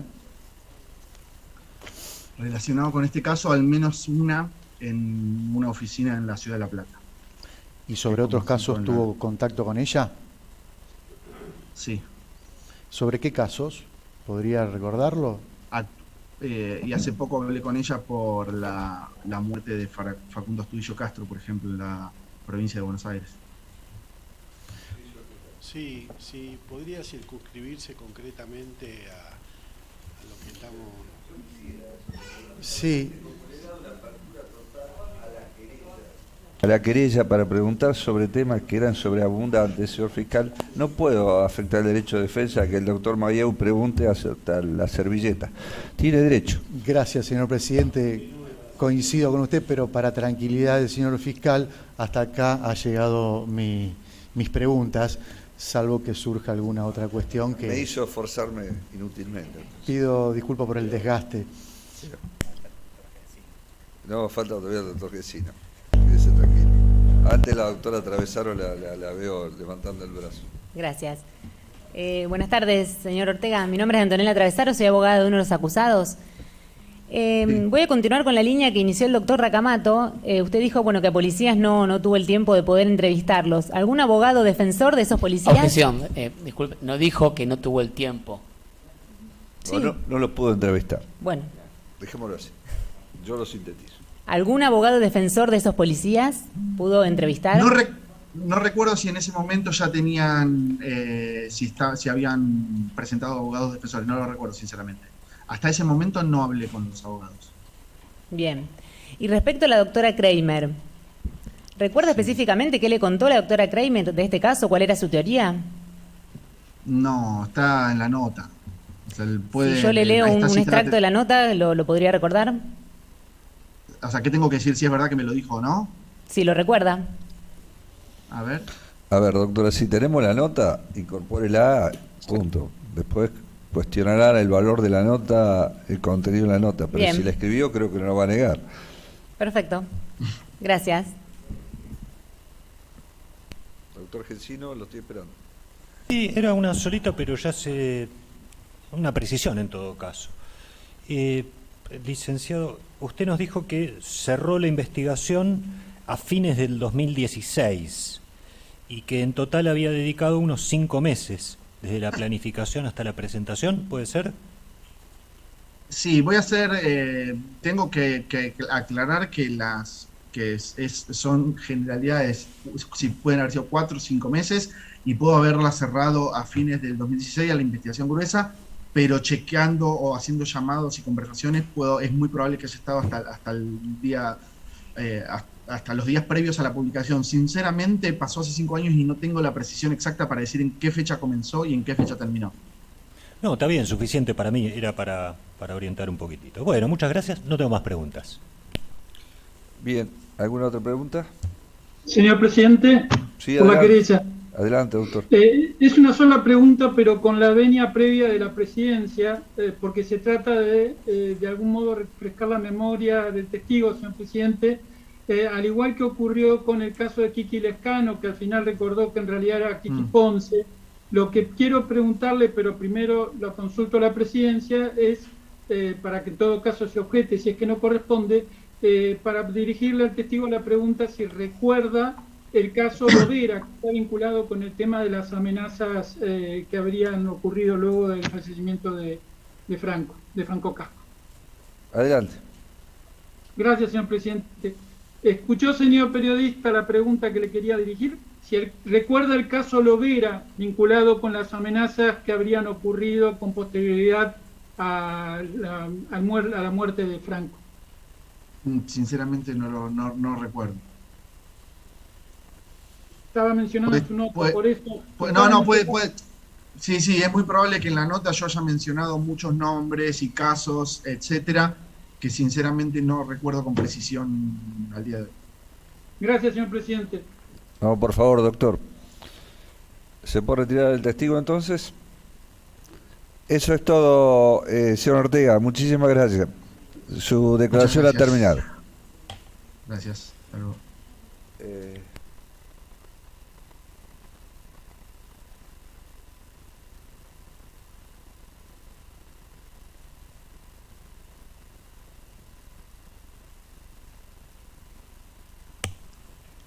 Está presente, ¿no, secretario?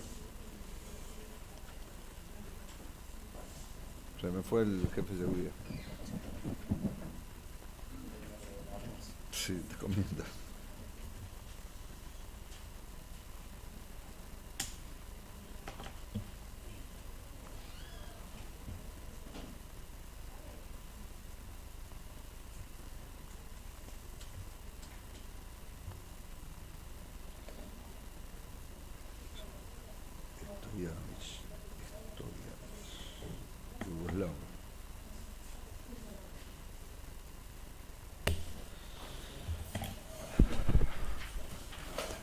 Buenas tardes, señor.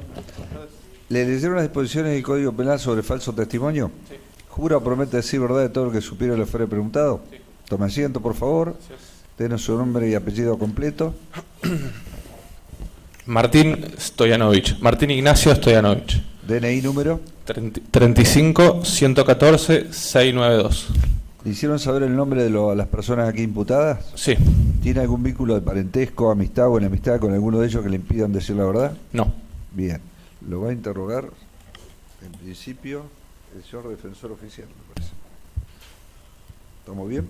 Sí. Sí. Muchas gracias. Sí, señor. Buenos días. Mi nombre es Martín Gesino. Le voy a hacer una pregunta a usted. Es periodista, ¿verdad? Sí. Actualmente en La Capital. Diario La Capital. Bien.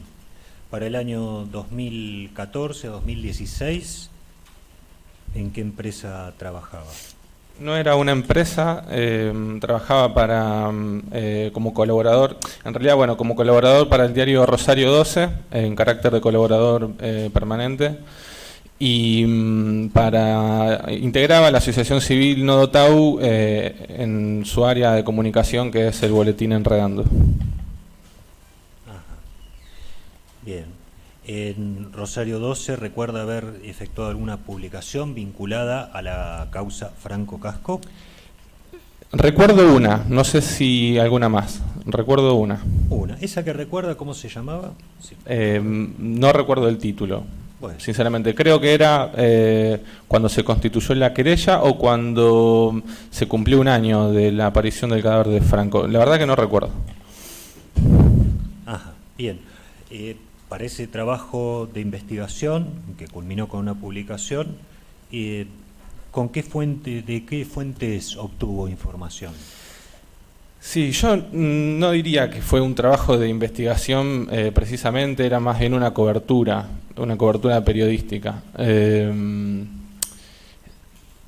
Y la verdad que al no recordar precisamente la nota, no podría precisar, pero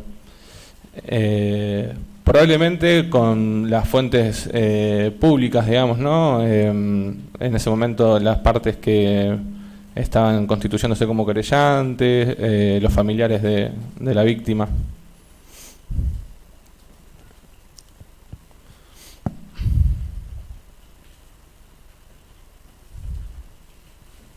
Familiares. Y creo que integrantes de organismos de derechos humanos y organizaciones sociales.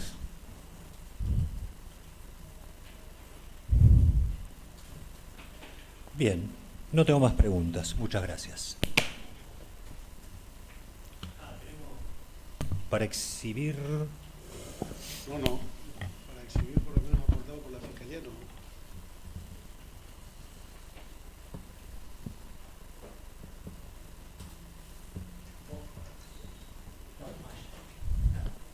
Bien, ¿alguna pregunta?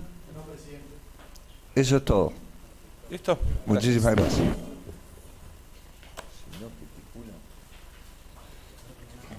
Vos sos muy bueno. Sí.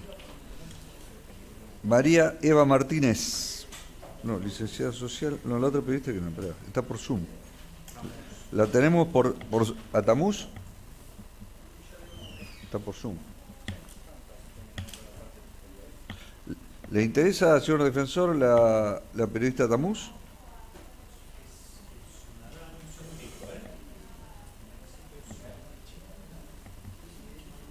Parame todo, que no sé quién le mandé a buscar, que parámela. Por eso, parala.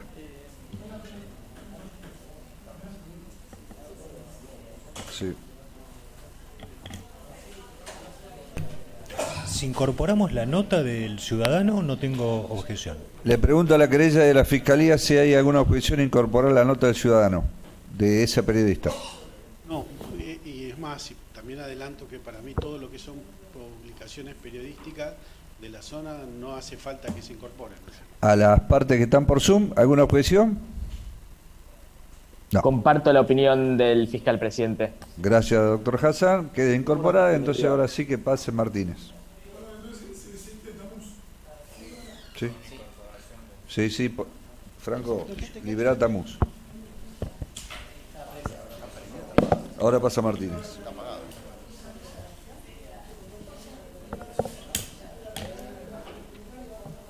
Qué bárbaro, ¿cómo me ayudaba vos? ¿Viste, Eugenio? ¿Qué haría yo si no tuviera un colaborador como este que me toca la oreja? Buenos días, o buenas tardes, como usted quiera. Hola, buenas tardes. ¿Le leyeron las disposiciones del Código Penal sobre falso testimonio? ¿Jura, promete decir verdad de todo lo que supiera y le fuere preguntado? Sí. Tome asiento ahora. Tranquila. Gracias. Ahí tiene agua si necesita. Ah, bien. Bueno. Denos su nombre y apellido completo. María Eva Martínez. Bien. DNI número. 23. No se asuste, no muero. 23 760 371. Bien.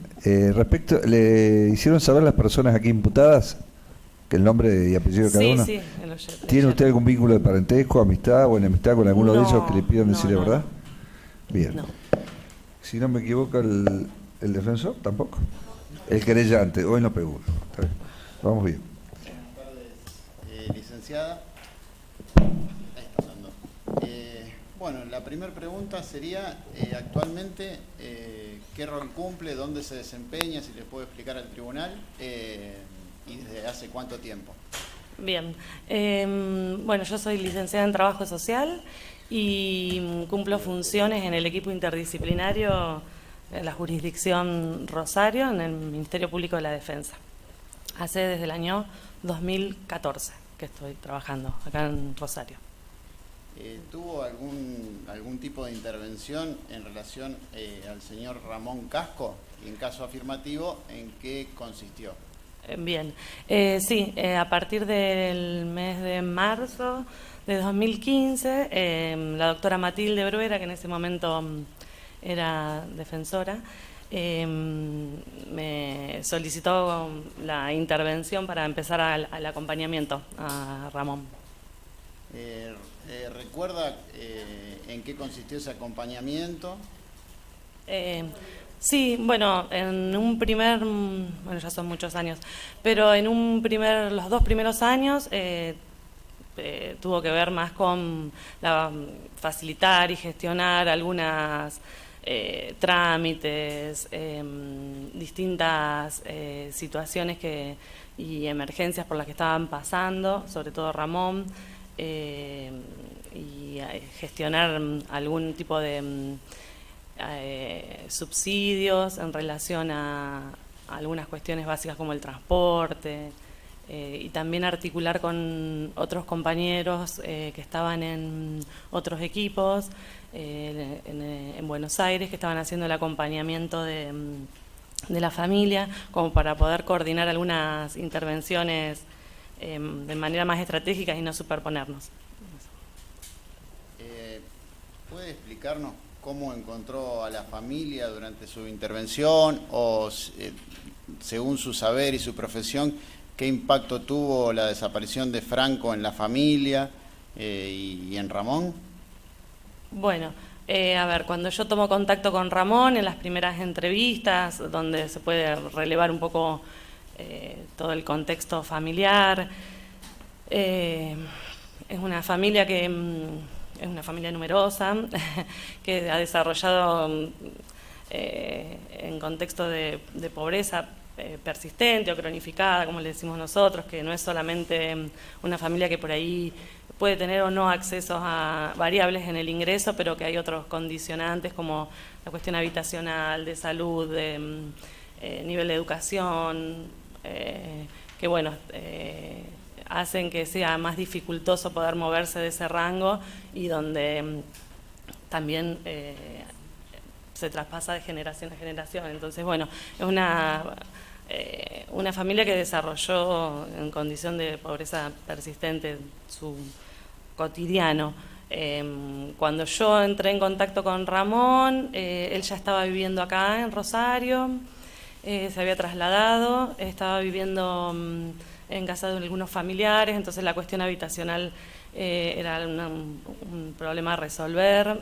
También el tema de los traslados y muchas dificultades para gestionar y resolver trámites que tenían que ver con lo administrativo, cosas que ahora, después de la pandemia, es más fácil porque está todo más digitalizado y por teléfono, pero bueno, en ese momento no. Entonces, bueno, a veces no tenía plata para cargar el celular, entonces los reclamos o las gestiones con su lugar de origen eran bastante complicados. Entonces, bueno, también en ese punto nosotros estuvimos interviniendo y trabajando. Bueno, es una familia que por su situación de pobreza, la red sociofamiliar cumple una función muy importante porque es colaborativa, de ayuda, donde comparten el gasto de los alimentos, de algunas otras cuestiones, y al tener que trasladarse de ciudad, va de provincia, la familia se tuvo que disgregar. Entonces, bueno, ahí hubo un impacto en la organización cotidiana del grupo y también, bueno, una erogación de gastos que no estaban hasta ese momento, que tuvieron que afrontar y con los cuales no tenían la posibilidad. Bueno, y también el tiempo, ¿no?, destinado a reunirse con los abogados, las pericias o distintas otras situaciones que hacen que, bueno, Ramón se le dificultara más también sostener alguna posibilidad de incorporarse nuevamente al mercado laboral. Aparte es una persona mayor, entonces también esa fue una limitante para él. Perdió sus vínculos laborales que tenía en Buenos Aires, es como que tuvo que arrancar de nuevo. Bueno, sobre todo eso lo que considero. ¿Y le comentó en algún momento Ramón Casco por qué se trasladó a vivir a la ciudad de Rosario? Bueno, ellos siempre, voy a hablar por Ramón, que es con quien yo tuve, entendió que era el lugar donde tenía que estar para poder garantizar y sostener el proceso de pedido de justicia. Entonces él creyó que a la distancia no iban a poder sostenerlo y tampoco tenían dinero suficiente como para trasladarse, ir y venir las veces que sea necesaria, por lo cual ellos decidieron, bueno, quedarse acá. Este traslado a la ciudad de Rosario para poder llevar adelante la querella, y como usted manifestó, a partir de lo que sería su profesión, ¿tuvo algún tipo de impacto económico y social en el núcleo familiar? Sí, el traslado. Venir a vivir a la ciudad de Rosario. Sí, sí, es todo el capital social con el que una persona cuenta. O sea, bueno, todos contamos con un capital social que tiene que ver con nuestras relaciones, nuestras amistades, nuestros contactos, nuestras posibilidades de resolver algunas cuestiones, insertarnos en el mercado laboral. Bueno, todo eso él se vio suspendido, tuvo que empezar como de cero acá y bueno, eso no, es un impacto, sí, claramente. Bien, señor presidente, por mi parte no tengo más preguntas.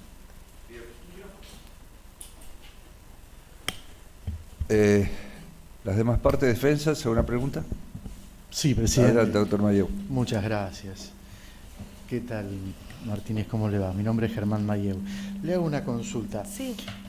¿Usted sabe a qué se dedica hoy día el señor Ramón Casco?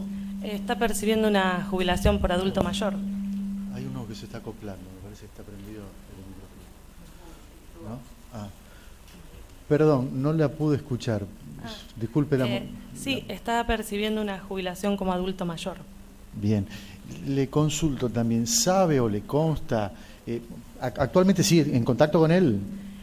Mucho menos que antes. Las últimas intervenciones tuvieron que ver con la inclusión al sistema educativo de dos de sus nietitas que se trasladaron acá a la ciudad y no conseguían vacantes, entonces dimos intervención al equipo socioeducativo del Ministerio de Educación para que consigan las escuelas, pero en ese marco. ¿Él actualmente está recibiendo alguna clase de subsidio por parte del Estado o de alguna otra organización? No que yo conozca. ¿Su situación habitacional conoce si ya la tiene resuelta? Bueno, eso fue al principio bastante complejo. Ahora está viviendo en es una vivienda de carácter social de la municipalidad, que se las habían dado en comodato a Elsa con los hijos y bueno, después en el momento en que Elsa falleció, es el lugar que ocupa Ramón, los hijos y toda la familia cuando viene, es lo que entiendo. ¿Conoce qué asiduidad tiene su trato con respecto a sus restantes hijos? Contacto... Objeción, presidente, no entiendo la pertinencia de la pregunta. No hace al trabajo de... ¿Puedo contestar? Si sabe o le consta que el señor Ramón Casco tenga contacto actualmente con los restantes hijos. Ah, sí, sí, tiene contacto. Nada más, presidente. ¿Alguna otra pregunta? ¿Las defensas? Sí, perdón. Le quería hacer una pregunta. ¿Qué ayuda le ofrecieron? ¿Está bien? Licenciada, mire para acá porque... perdón. No pasa ¿Qué clase de ayuda le dieron al hijo del fallecido? Señor presidente, la va a contestar. Si puede contestar, la contesta. No, desconozco. ¿Al hijo? Sí. ¿A quién se le...? Al nieto sería. Sería al nieto de Ramón. Ah, no sé, yo no intervine con el resto de la familia. En realidad siempre fue con Ramón Casco que estuve yo trabajando. No más preguntas. Bien. Doctor Gensino, ¿alguna pregunta? Ninguna, muchas gracias. Eso es todo. ¿Puede retirarse el testigo? Así es. Que tenga muy buenos días. Gracias. Igualmente para todos. Creo que queda pendiente el doctor Silabra.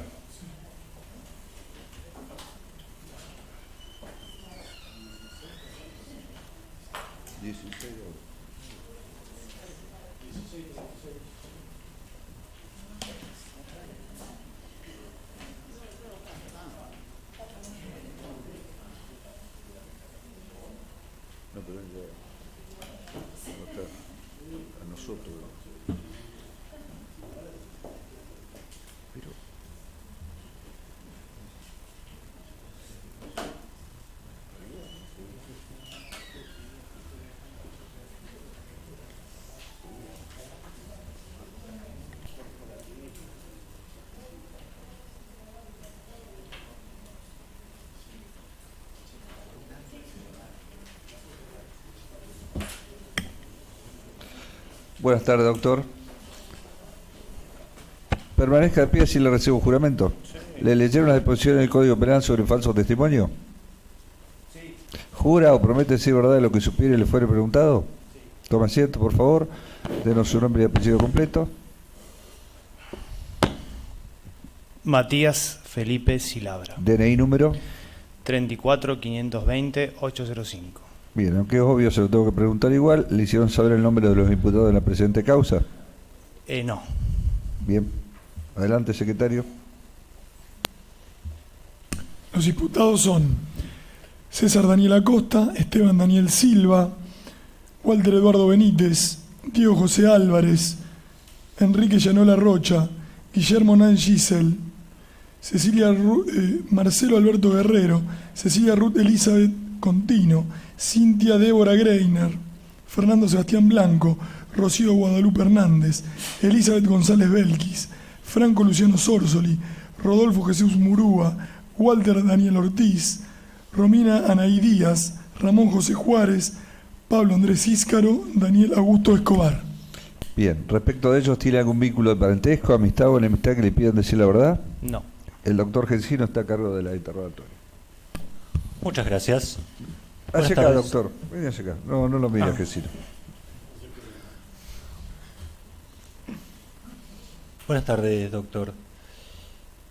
¿Recuerda usted haber participado de una diligencia de incautación de un libro Memorándum de Guardia para el año 2015 de la agrupación Orden Público?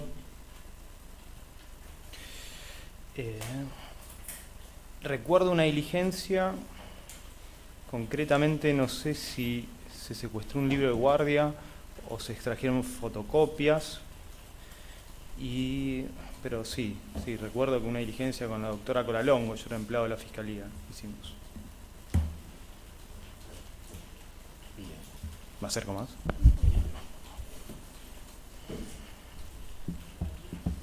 ¿Recuerda haberse constituido, ya mencionó la doctora Colalongo, haciendo diligencias en sede de la comisaría séptima y en zonas inmediaciones? Sí, recuerdo. Someramente recuerdo que en ese momento el fiscal era de Giovanni, el fiscal de Giovanni ordena una serie de medidas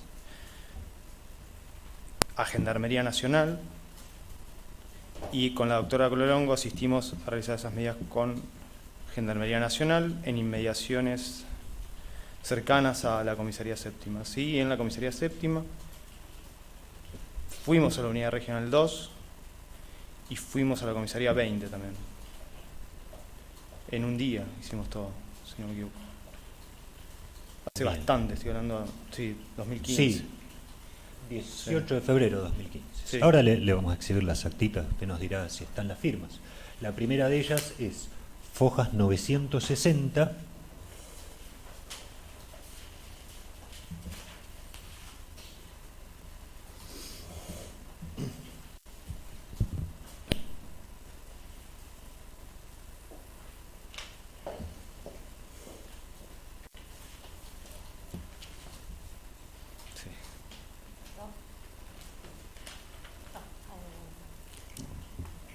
Sí, está mi firma ahí, en margen izquierdo, primer firma es mía.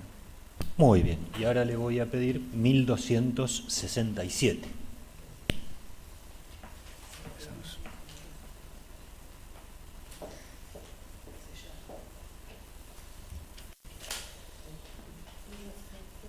No, acá no está mi firma. No, mi firma no está ahí. No, este es un gendarme y esta era una chica que vino antes. 1267 no, 1268 no, 1269 no, 1270. Y hasta 70, que es el croquis. 1270. No, mi firma no.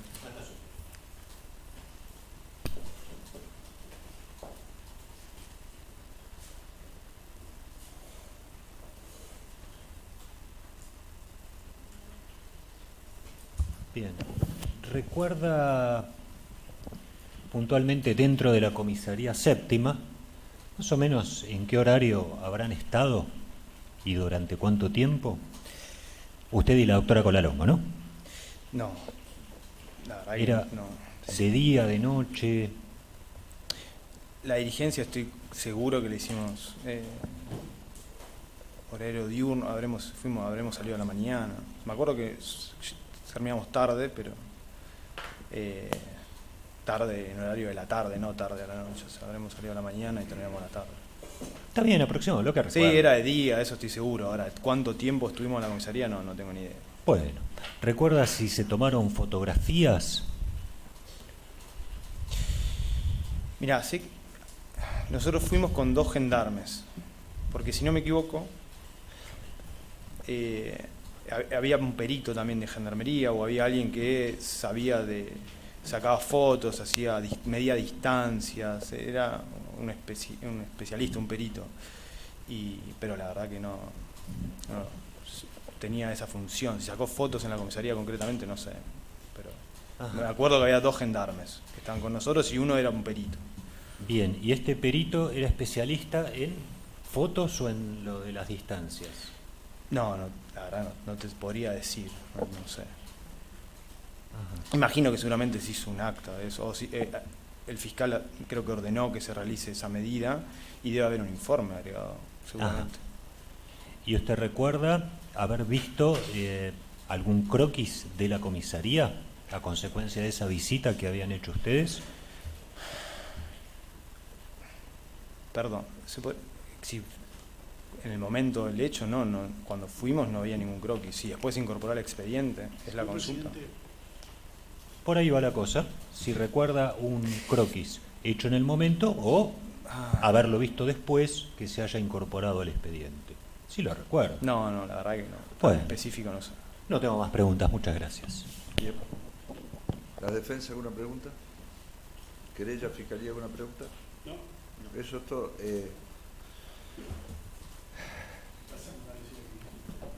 Doctor Hassan, ¿alguna pregunta?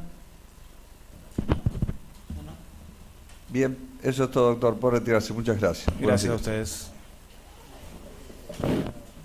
Señor secretario, testigo pendiente. No hay más testigos para el día de la fecha, señor presidente. Bueno, entonces, secre, vamos. Sí, doctor. Todas las personas que les nombro: Fernando Roldán, Carlos Rubén Lovera, Gonzalo Daniel Leguizamón, Jonathan Ezequiel Leguizamón, Diego Elías Leguizamón, Juan Emanuel Pérez, Marco Juan Guerrero, Carlos Eligio Ferreira. Esas personas son las que no vinieron hoy a la audiencia. Sí. Y que habían sido asistidos oportunamente por la Fiscalía. Exactamente. Les pregunto a las defensas o a la querella si les interesa la presencia de alguna de esas personas que no han venido. Muy bien, doctor Rakamoto. Rakamoto está perfecto. Presidente, yo no trabajé de la misma manera que el doctor Rakamoto, pero en este acto sí desisto y adhiero. Muy bien. Doctor Viga, ¿cómo andamos por ahí? Bien. Doctor Alcaraz. Había presentado también un escrito de Bien. que no había objeción. Perfecto. Martín. Muchas gracias, señor presidente. Sí, también he dictaminado en 2 oportunidades ya respecto a este tema. Y me gusta una puntualmente, la tercera, quién sabe sea la vencida, en la situación de el testigo Lovera y los testigos Leguizamón, siempre, claro, con la incorporación del CUIG completo, 8275. ¿Cuál de los Leguizamón? Acá tengo varios Leguizamón. Son Gonzalo Daniel, Jonathan Ezequiel y Diego Elías. Bien, los todos, 3. Claro, y Lovera, que es la carátula del expediente, digamos, con la incorporación completa del CUIG.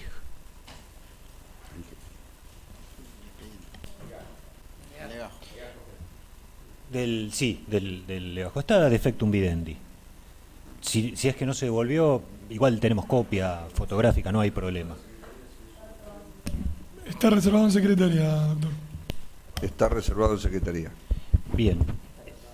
El perito Ferreira, Anótelo, Carlos. querella. Carlos Eligio Ferreira es perito, sí es de interés de esta parte. Pero vamos por orden. No hay objeción entonces al desistimiento y la incorporación de esos legajos. Ninguna objeción. Bien. Entonces Bueno. quedan desistidos e incorporados los legajos. De Lovera a Leguizamón, Leguizamón. Exactamente. Fernando Roldán. Roldán, personal del CIES, había sido propuesto por la Fiscalía, yo lo tengo para Está desistido. desistir. No hay, hasta donde tengo conocimiento, nada para incorporar. Señor presidente, en su momento, si mal no recuerdo, la Fiscalía sí solicitó la incorporación de la foja 147 en relación a ese testigo. 147, sí, perdón. Sí, con incorporación de 147 no hay ningún inconveniente. La querella y las demás defensas, ¿ninguna objeción? Queda desistido con Ninguna, esa incorporación. señoría.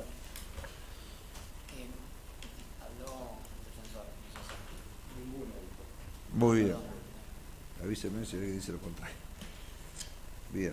Seguimos entonces con Juan Manuel Pérez, no localizado, testigo civil.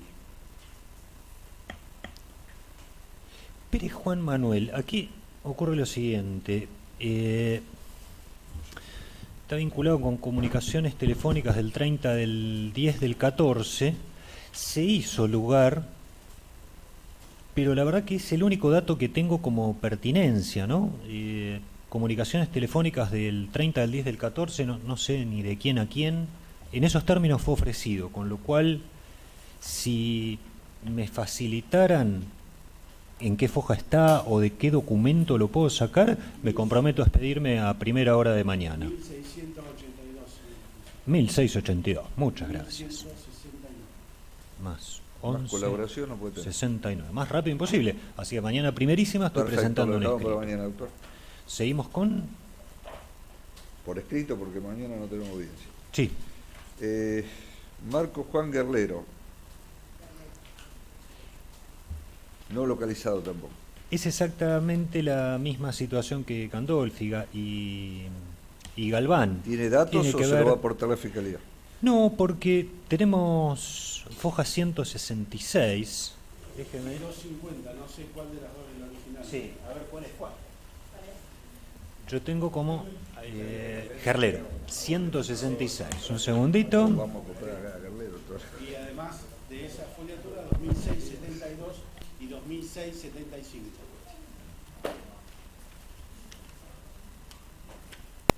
166. No sé si es la original. Es copia. Bueno, pero tenemos el original también, así que está bien. Porque no, eso no es del CUIG, eso es del DIJA. Claro. A ver, ahora lo perdí. Gerlero, acá está. Incorporaríamos entonces 166, cuyo original está en el expediente DIJA. ¿Y usted sugería, señor fiscal? No, y después también las fojas 2006-72 y 2006-75. 2006, 72 y 5. Si no me equivoco, es copia de lo mismo. Un segundito. Busco a 2000. Literal. Ah, las que tienen logo de Ministerio Público Fiscal. 2672/5. Claro, entonces en ese caso se incorporarían estas actuaciones, no hay ninguna objeción.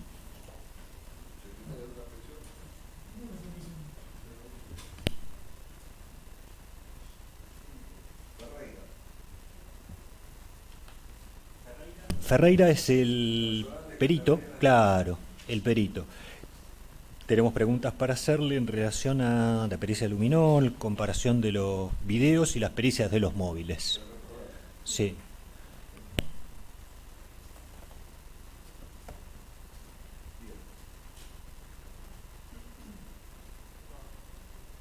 Ahora le digo al secretario si tiene algo para decirme. Yo terminé acá. Tengo algo para decir. Bueno, se lo escucha. Guárdeme, doctor. En relación a los testigos que vamos o que pretendemos o programados para la próxima audiencia, que es el jueves que viene, los nombro y hacerles saber a las partes que los ofrecieron que nos tienen que traer los datos cuanto antes, porque si no, imposible ubicarlos. Los testigos son Malena Zavala Salinas, Diego Rodríguez, bueno, Maximiliano Emiliano Soso ya está contactado, José Esperanza también está contactado, María del Pilar Amabile también está contactado, Liliana Rudman también está contactado, la doctora Susana Brandini, la doctora Lucía Masneri, el subcomisario Escardillo, la subcomisario Sandra Riquelme, el comisario Alberto Leguizamón, el oficial Lucas Medina, el oficial principal Luis Silva, la oficial principal Carla Escandino, el oficial principal Fernando Presín, subcomisario Claudio Ramiro González, oficial principal Hernán Cabral, y la testigo María Juárez, Daniel Acosta, Graciela Torres y Alicia García. Todo eso lo vamos a notificar por escrito, porque por ahí lo dije muy rápido, pero bueno, cada uno sabe quiénes son ofrecidos por quién, para que acompañen los datos cuanto antes, para poder oficiar. ¿Quedó claro, Toto? Porque ya fueron pedidos estos datos, por eso reiteramos que por favor, si puede ser cuanto antes, mejor. Bien. Muy bien. Respecto a Esperanza, hago saber que, como lo hice saber en el escrito, que la semana que viene tampoco podría venir. Se lo pueden citar para la otra, porque está sometido a un juicio en la provincia. Bien. Si puede ser para la próxima. Bien, lo reprogramaremos entonces. Bien, gracias. Bien. ¿Algo más? Me queda así, señor presidente, la definición por parte de la Fiscalía de los desistimientos, aquellos de 5, 12 de mayo, 8 de abril, que en su momento habíamos acordado, en esas audiencias, los desistimientos con incorporaciones de las actas en las que participaron. La última propuesta que hizo la Fiscalía eran lisos y llanos, o sea, sin incorporación de nada. En 2 oportunidades solicité que se aclarara este punto y creo que, bueno, quién sabe, esta es la tercera, será la vencida, como decía Pato Tusubera. Barrios Andrea, que es Fojas 1901. Rojas Zurraco, del equipo argentino, Fojas 1882 y 1901. Palavecino Wilson, 1901. También de 1901, Chávez Fernando, más 1905. Es un acta de entrega. Amigo Laura, pericia escopométrica de Fojas 1322, la de Policía Federal, ¿verdad? Y de la misma experticia, López Estela, también Policía Federal. En estos casos, insisto en lo que habíamos acordado en las respectivas fechas. 5 y 12 de mayo y 8 de abril, desistimiento con incorporación por lectura de las piezas mencionadas. Y quedan para reprogramar... Paremos ahí. Señor fiscal. No sé ni de qué está hablando. Bueno. Necesita de unos días de que... Le damos el tiempo para que el día de mañana, si quiere el señor fiscal y puede, nos informe sobre el tema. Sí, señor presidente, disculpe. En relación a esto es que ya el defensor, todos esos testigos, ya presentó el desistimiento, lo que ya se lo notificó a la Fiscalía, de que si se incorporaban o no las actuaciones que oportunamente habían accedido, pero que en la última vez que el fiscal solicitó desistir, dijo lisa y llanamente, sin la incorporación de estas fojas que acaba de volver a citar el defensor. Entonces le vuelvo a preguntar al defensor, ¿usted quiere el desistimiento con incorporación? Claro, que es lo que habíamos Bien. acordado en esas Sí, fechas. sí. Contesto mañana primero por la siguiente particularidad, y es que en general el doctor Gesino se opone a cualquier desistimiento con incorporación. oportunamente entiendo y No recuerdo... hablemos del pasado, doctor. Mañana me contesta sobre este desistimiento con la incorporación. Ahora que ha cambiado de posición, usted se lo va a refrescar. No lo entiendo. ¿Quedamos así, doctor Gelsino? Bien, próxima audiencia. El jueves que viene. El jueves que viene, siempre. Nos vemos el jueves. ¿A qué hora? Hasta luego. Queremos que a las 9 como siempre. Pregúntele a quienes sacan del a las horario 9:30 como siempre. Y 9:30 de la mañana. Corrección. Espero que todas las partes estén a horario.